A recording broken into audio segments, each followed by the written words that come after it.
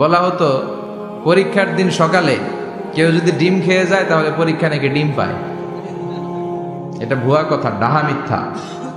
আমি সব সময় ফাইনাল পরীক্ষার দিন সকালে ডিম খেয়ে যেতাম আর পরীক্ষা দিয়ে ফার্স্ট হয়ে যেতাম।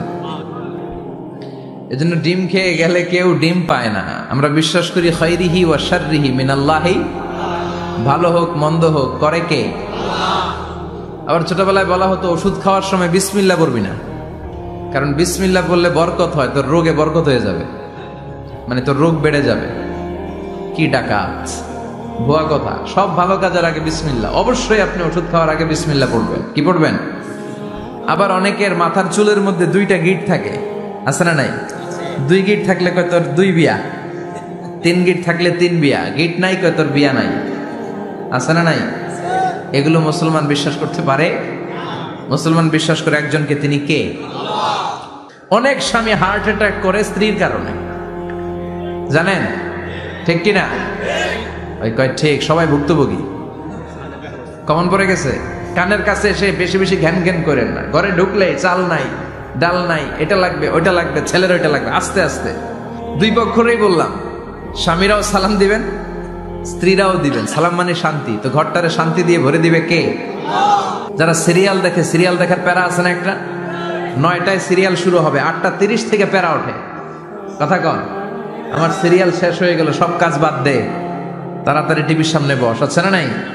আরবিয়ানরা আরবিতে বললে ইন্ডিয়ানরা বুঝে না, ইন্ডিয়ানরা হিন্দিতে বললে ইংরেজরা বুঝে না, চাইনিজরা মান্ডারিনে বললে কেউ বুঝে না। চিয়াং ফিয়াং জিয়াং, এগুলো হচ্ছে চাইনিজ ভাষা।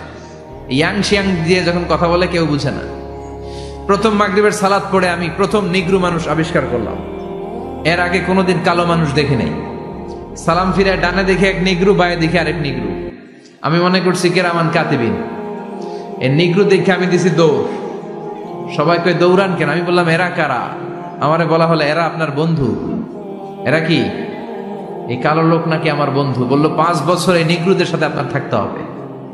100টারও বেশি দেশের ছাত্র আমরা একসাথে থেকেছি। কারো ভাষা কেউ বোঝে না, কারো গায়ের রঙের সাথে কারো গায়ের রঙের মিল নাই। চিল্লায় বলেন সুবহানাল্লাহ। হজে গিয়েছিলাম এবার, কমসে কম 10,000 ছবি তুলছে আমার সাথে হাজিরা। অপ্রয়োজনীয়, প্রয়োজন নাই। এসেছে ইবাদত করতে, হুজুর একটা সেলফি। ইয়াং ছেলেপেলারা সেলফি তোলে বেশি। আর বুঝলাম না, আঙ্গুল দুইটা এরকম করে রাখে। আমি বললাম এটা কি? কই হুজুর ইটস গ্যাংনাম স্টাইল।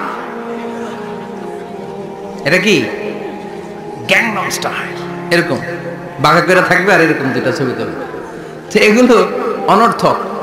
মুমিন ওই কাজ করবে যে কাজটা constructive, fruitful for him, for his family and for the society. মাঝে মাঝে হয় না, মহিলা গলার লকেট পায় না, পুরা বাড়ি আগুন করে ফেলাইছে। লকেট নাই, লয়ে গেল রে, নিয়ে গেল রে, হারাইলাম রে। মা এসার লকেট নাই। লকেট হারানোর পরে মা এসা কান্নাকাটি। বিষ্ণু বললেন থামো। অনেকক্ষণ থামার পরে লকেট খুঁজে পায় না। সবাই খোঁজাখুঁজি, লকেট কই, লকেট কই, লকেট খুঁজে পায় না। ওদিক দিয়ে মাগরিবের নামাজের সময়ও শেষ। নামাজের সময় শেষ, আর যেই জায়গায় লকেট খোঁজার জন্য থামা হয়েছে ওই জায়গায় আবার পানি নাই, পানি সামনে। পানির দিকেও যেতে পারে না, লকেটও খুঁজে পায় না, নামাজও পড়া যায় না। সব সাহাবীরা মিছিল শুরু করছে। আবু বকরের মেয়ের কারণে নামাজ আমাদের চলে যাচ্ছে। সাইয়েদনা আবু বকর ঘটনা বেসামাল দেখে আয়েশার কাছে গেল। যে দেখে বিশ্বনবী মা আয়েশার কোলের মধ্যে, ল্যাপের মধ্যে মাথা দিয়ে শুয়ে আছে। রাগের চোটে বুখারীর বর্ণনা, আঙ্গুল নিয়ে মা আয়েশার পেটের মধ্যে দিল এক খোঁচা। লকেট হারাইলি কেন? ক তোর জন্য বাইরে সব সাহাবারা বলে নামাজ পড়তে হবে, সময় নাই। ও আবু বকর, আপনার মেয়ের কারণে এই কাণ্ড। খাসরা মানে কুমর।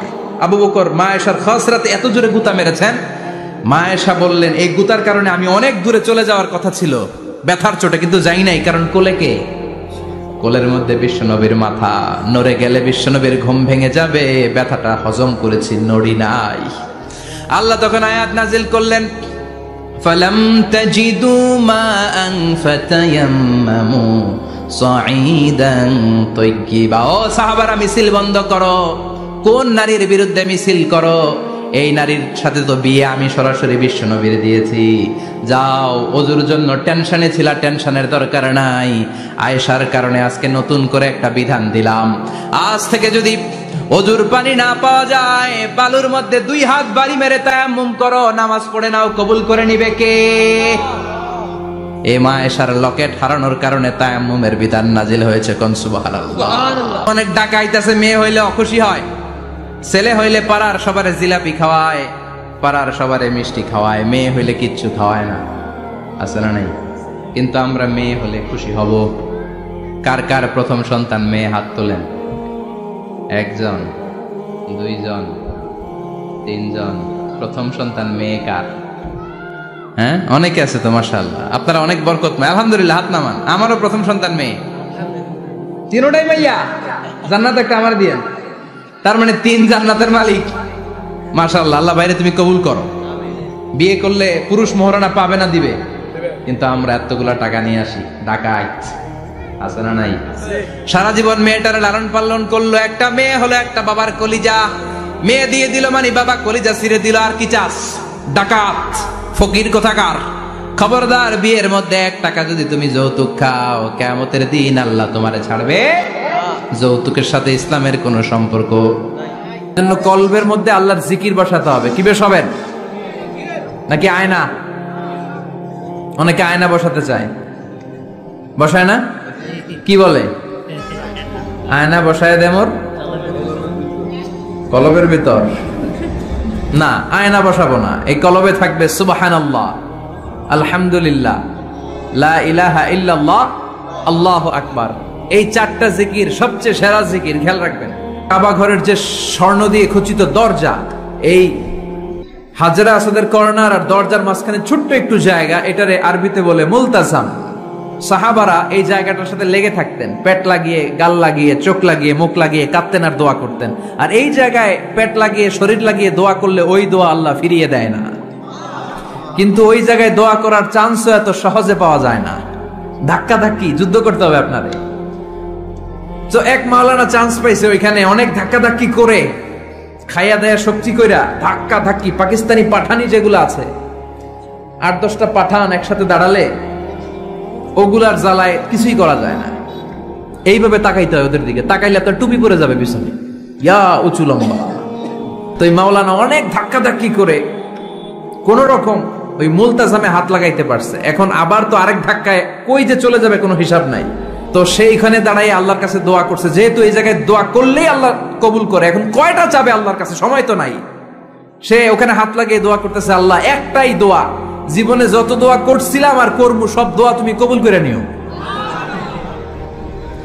যত দোয়া জীবনে করছি আর মরার আগের দিন পর্যন্ত যত দোয়া আমি করব, এই দোয়াগুলো কবুল কইরো।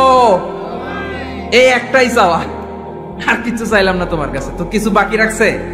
কথা বলেন। The believer, they work smart, they don't work hard. বিশ্বাসীরা স্মার্টলি কাজ করে।